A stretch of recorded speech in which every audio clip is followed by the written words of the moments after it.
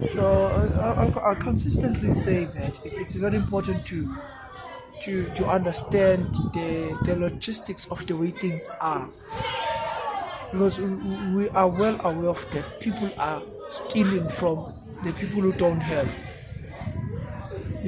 Those are the dangers of living in the world of money, where everything is about money. It's not about passion, it's not about purpose, it's not about you know your compassion and what you want to achieve and what you want to leave behind in the world we live. So it's all about accumulating more cash, more credit, more power, more fame, more more control, more of everything, and not letting it go, keeping it. You keep it in order to get more. You come across someone who is more beautiful than you are, you try to become more. You come across someone who is more rich and wealthy and influential than you are, you try to get more and more. So living in a society that is like that is dangerous, because we become people who are takers more than people who are givers. There is something which is called predation. No, predation is when there is a huge population of lions now in the wilderness or in the hunting grounds. Then the prey begin to drop. The population of prey begins to drop and predators increase. So when that happens, the population of the prey is dropped now. So because there is small food, the predators start to starve and their population starts to decrease. When their population starts to decrease, their decreasing gives birth to the increase of the prey's population. That's the cycle of life. Something gets to die for something else to be born. Something gets to give for something else to receive. Something gets to let go for something to obtain. It's the exchange of energy, the exchange of power, the exchange of resources, the exchange. So when we start developing that I'm not helping you because I know you, I'm helping you because God said I should help you. I'm not assisting you because I want to get more out of you, but I'm assisting you because it's just the way the cycle of life should be. Yeah, I'm still gonna go and study this so that I can explain it in more better terms. That is why it's all about giving. He gave the best of heaven so that he can get the best of the earth. He can give birth to the best of the ukunikelwa kukaJesu kwakwenzelwa ukuthi kuzalwe oJesu abaningi. That is why sinalo mhlaba esinawo namhlanje, ngoba baningi oJesu. Ya sibabona emhlabeni. Laba masonke nje sibe njengoJesu, sonke sibe njengoJesu. Sonke singaze sibe nothando, singazenzeli thina. Sonke siphe, sonke si-release, ungabikho ogodlayo. Sonke sibe amaphakethe kaNkulunkulu. uNkulunkulu manginika lo 10,000 angwenzeni. Ingakho ethi ithathe le ngcebo yakho ukuthi imiyalelo esho uyazi yonke, thatha yonke imfuyo yakho nengcebo yakho inika abantu. Uyazi kwakuyi-interview le, ngoba uNkulunkulu wayethi ngizomnika more than what you had initially if you give this away. Uyazi bazalwane phela into singayinakile ngoJobe, ukuthi uJobe wangena ke yonke lento ayingena kuyona ukuze kubhalwe leya ncwadi ngayo. Yayingeke ibhalwe leya ncwadi ngayo because it was gonna be like everybody else. I mean, bangaka abantu aba-rich abaphila baze bafe sikhohlwe bona singabazi futhi. Ney'ngane zabo ifike enplanda ifa labo bafe nomlando, bafe nayo yonke indlela abawakha ngayo umcebo wabo. But what if labo bantu labo baphisana ngomcebo wabo bese kwaba khona abantu abaxoxa ngabo? Julile lento engikhulumayo.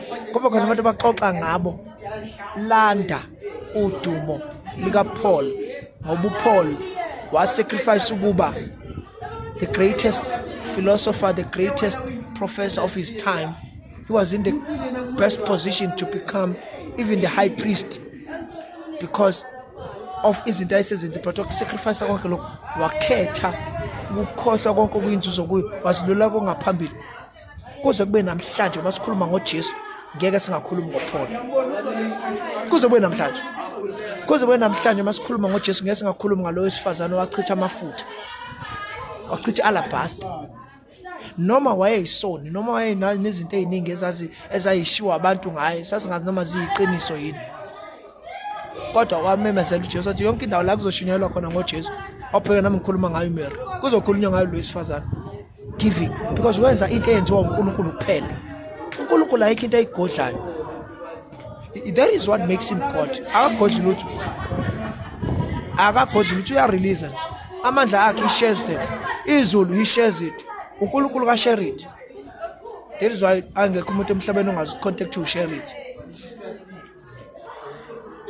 So ilezi zinto lezo bazalwane ezi ngenza ngamabomu ukuthi ama video engiwenza abe mancane abe maningi ukuze uyibele ufunda nje ngoba siyazi ukuthi baningi abantu abangakufundisi manje bakubethela kubo.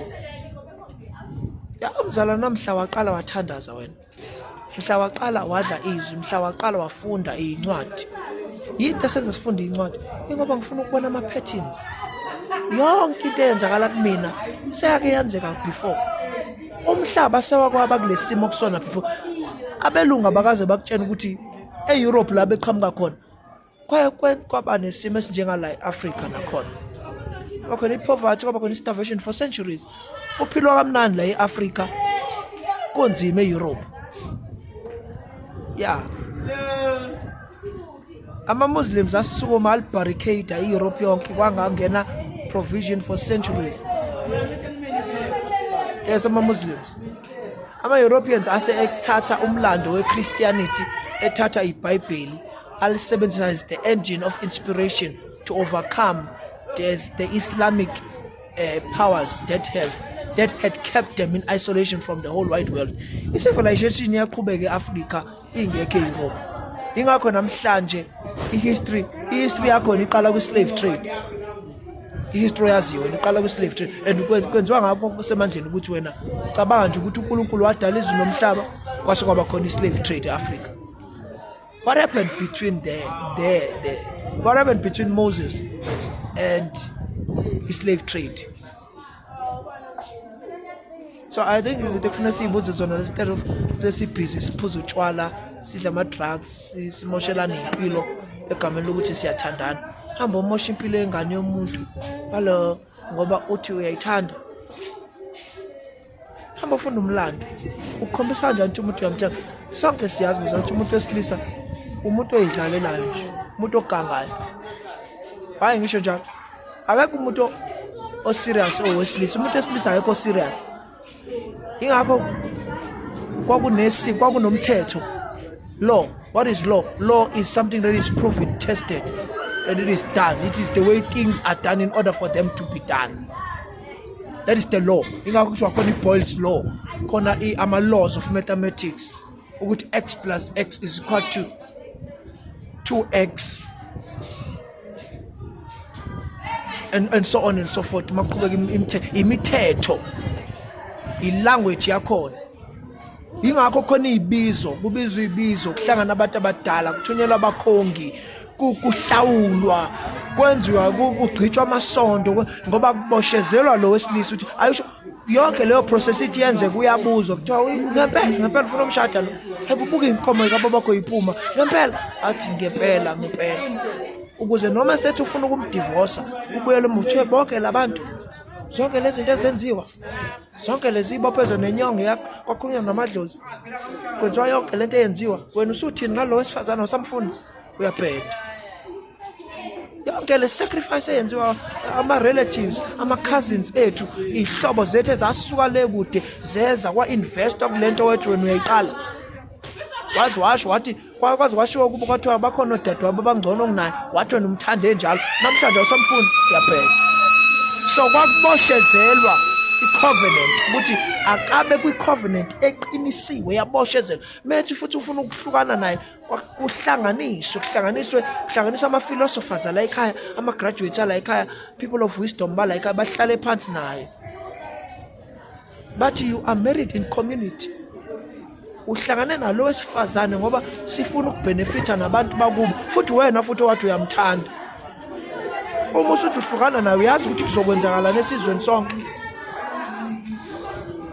Uyazi kuzonzakalani kwi-clan, uyazi kuzonzakalani kwi-surname, uyazi ihlazo uzosifaka kulona. Nawe nje futhi impilo yakho yonke kuyohlala kukhunjulwa ukuthi wena waqamba amanga wathi umuntu uyamthanda ungamthandi. So ingakho kwenziwa so yonke into. So akangathi umuntu mefika noJesu ezoshumayela uJesu abesebulala indlela yokuphila yabantu. That have got nothing to do with ukumelana nevangeli. Ukuthi wena ugqoka ibheshu niyagida nidansa ithomoyi. Uma leyo nto ingakufaki ngakhiphe ezulwini qhubeka kuyenza. Kodwa ke mase siza kule kaNkulunkulu ukuthi ubani umkhonzayo. Mapha ama spiritual activities owenzayo nawe ila singena khona ke. Ungakusizwa sithi hayi aseke sekuthiwa kuyo emsamo. Sekuthiwa kuyoshiswa impepho kuyobizwa. Wena usatholakaliye ngalapho ngoba sewathola okungcono. Yayila singena khona ke lapho. But everything else that has got nothing to do with ubuNkulunkulu bukaNkulunkulu uNkulunkulu kuwena. That is just a way of life. Kushintshelwana lokho. Kubulalelwana ukuthi sifunde umlando ngabantu bala eSouth Africa. Kubulawelwana ukuthi sifunde umlando wethu ukuze sikwazi ukudila nezinkinga zethu. Ibulawelwana ibarter trade. Bulawelwana ama conversations. Bulawelwana organized marriage. La ushadiswa khona nomuntu okade uthe umthando kodwa uthi mawuyibuka iminyaka iqhubeka ayibona nakho sengideveloper. Ibulawelani i-leadership yabantu besifazane be-leader behind the curtain, abesilisa be-leader in front. Ibulawelani i-strategy esafundwa kuyilwana ukuthi aba-weak nabadala nabakhulile nabayingane ababe in the center of the head. Ebese kuphuma bonke laba aba-strong inkunzi babe in the parameters of the head. Yingakho umuntu wesilisa ebonakala kuyena ogqoka umqhele representative image. Ngoba kuyaziwa ukuthi uyena okwazi ingakho wesifazane emangaphakathi ebasesifubeni ebasemsamo engabonakali yena kodwa ebasemsamo. Lezi zinto they've got nothing to do with whether uJesu inkosi noma akayona inkosi noma uNkulunkulu noma akayona uNkulunkulu. Indlela esenza ngayo. Yonke namachina ephumelela kangaka abambelele kuindlela. Yes, udumisa uNkulunkulu uJesu kodwa akungabulawa indlela esenza ngayo izinto. No. Asinga Americanized, asinga Europeanized. No. Singamazulu akhonza uNkulunkulu, singamaJews akhonza uNkulunkulu, singamaHebrew akhonza uNkulunkulu, singamaChinese akhonza uNkulunkulu, singama-Indians akhonza uNkulunkulu. Asinga Europeanized, asingashintshiswa indlela esenza ngayo ngoba uNkulunkulu wamabandla. Ake ngishiye lapho.